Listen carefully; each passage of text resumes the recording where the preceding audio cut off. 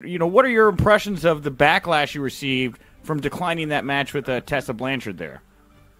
I don't regret it. I don't apologize. I don't feel any of that.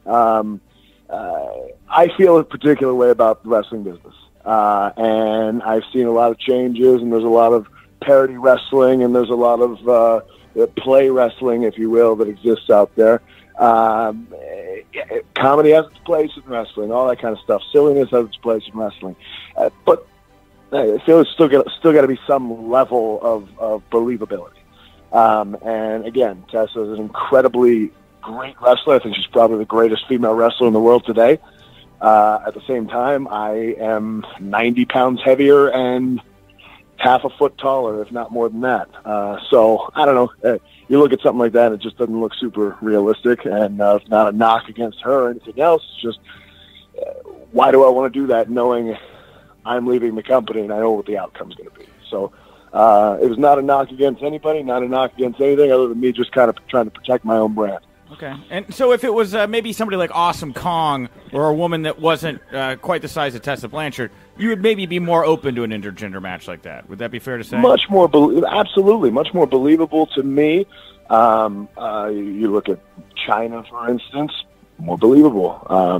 And that's just that's the reality and nature of the business. Is the size does make a difference. Now, obviously, there were some vocal fans out there, right, that jumped on you. But what was the reaction from the locker room like? Were wrestlers talking to you about your decision to not take that bout?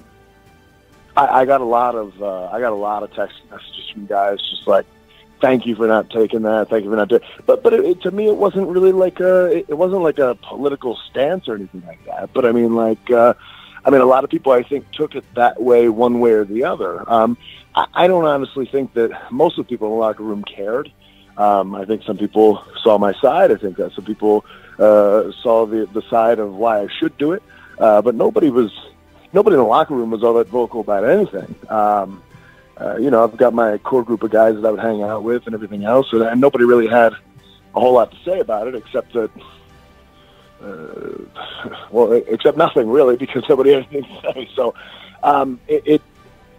it wasn't really an effect, because I had showed up to TV a couple weeks after I turned down that match, and everything was honky-dory, and I talked to Tessa, and I talked to everybody, and everybody was cool.